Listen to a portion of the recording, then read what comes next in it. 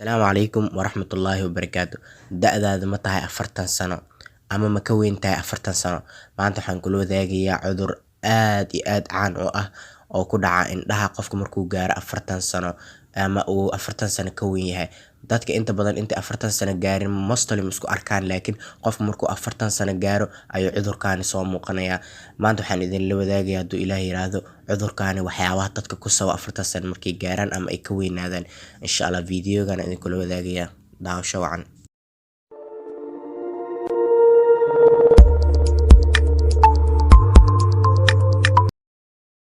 Cudurkaani intaan idiin sheegin waxa uu yahay calaamadahan haddaad isku aragtid cudurkaani waa qabtaa.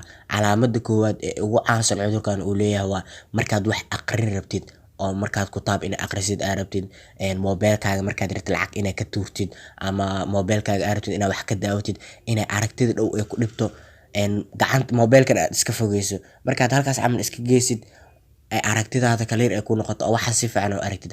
Calaamadaas marba hadaad isku aragto cudurkaani waa qabtaa.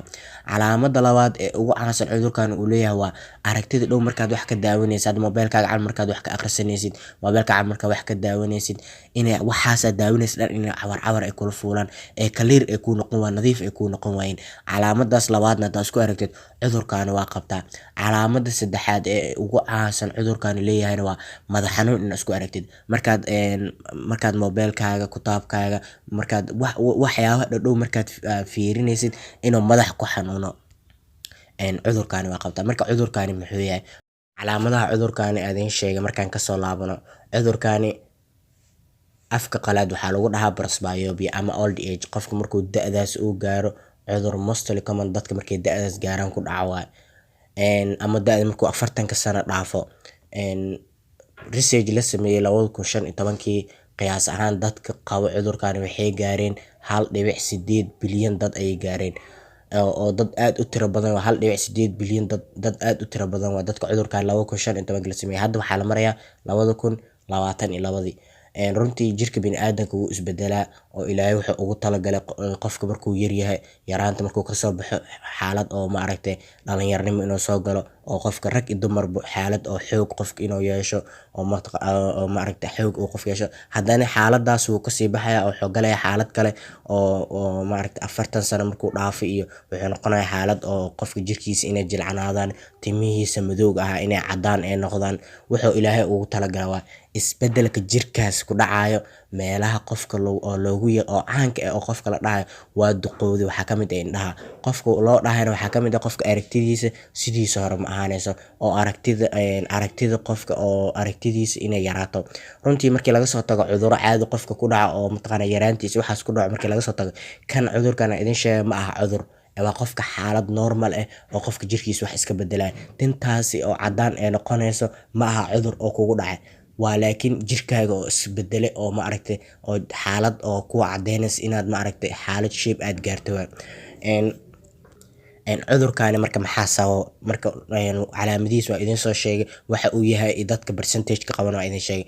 Cudurkaani maxaa sababa? Waxaa sababa muscleska, murqaha iftiinkaas soo gale oo meeshuu Ilaahay ugu talagalay positionkaas aragtida ay gaaraysa inay jileec ay noqdaan, oo qofka marka murqahaas jileec ay noqdaan, iftiinka loogu talagalay meesha Ilaahay ugu talagalay ay dhaafayaan, ay gadaal dambe iftiinku ku dhacaya. Marka aragtida oo qofku wuxuu ka sheeganaya aragtida dhow ayaa cawar ka noqonayso, oo iftiinka soo galaba meesha loogu talagalay ma gaarin wuu dhaafay. Waxyaabaha ugu waaweyn oo sababa ayaa ka mid ah muscleska isha inay jileec noqdaan, qaybta iftiinka inay jileec noqdaan muscleska haya. Sidoo kale waxyaabaha sababa waxaa ka mid ah ugu caansan muscleskaasi oo iftiinka inay jileec noqdaan ay yaraadaan, decrease ay ku dhacaan. Runtii cudurkaani calaamadaha uu leeyahay waa calaamadii haddaan soo sheegnay, oo qofka aragtidiisa dhow inuu qofka oo cawar oo ka fuulo, kadibna qofka aragtida dhow markuu mobilka wax ka diraayo, markuu wax ka daawanayo inuu mobilka iska fogeeyo oo meel halkaas camal iska geeyo, oo qofka aragtidaas markuu xagga camal iska geeyo ee aragtidiisa u saxanto oo iska fogeeyo mobilka. Sidoo kale calaamada ugu caansan oo cudurkan uu leeyahay waxaa ka mid ah madax xanuun. Runtii markuu cabaar isku dayo inuu oo saxo aragtidaas oo mobilka la raadiyo oo cabaar oo isku dhibo, kadib madax xanuun aad iyo aad u tiro badan inuu labada meel uu ka dareemo. Runtii waxay ka mid tahay calaamadaha ugu waaweyn oo cudurkan uu leeyahay. qaybta ugu dambeysa oo cudurkaan soo gaarnay. Cudurkaani maxaa lagu saxaa? Cudurkaani waxaa lagu saxaa oo most common lagu saxaa waa glasses oo kiyaala lagu saxaa cudurkaani. Runtii laguma saxo daawo la qaato inta badan laguma saxo, laakiin iyo qaliin laguma saxo isha oo qaliin lagu sameeyo, laakiin waxaa lagu saxaa ookiyaala lagu saxaa. Qofka ookiyaala loo xirayaa, ookiyaalahaas qofka wadanaya insha Allah aragtidiisana way u fiicnaani. oo ookiyaalahaas waxaa loo yaqaanaa convex lenses oo aragtidaas qofka oo meesha positionka sida nadiif u geynaysa. Waa idinkaga mahadcelinayaa daawashada videogan. Wixii su'aal oo mowduucan ku saabsan iyo mowduucyada soo socda dhinaca comment inoogu reeb. Waa idinkaga mahadcelinayaa. Wassalaamu calaykum waraxmatullaahi wabarakaatuh.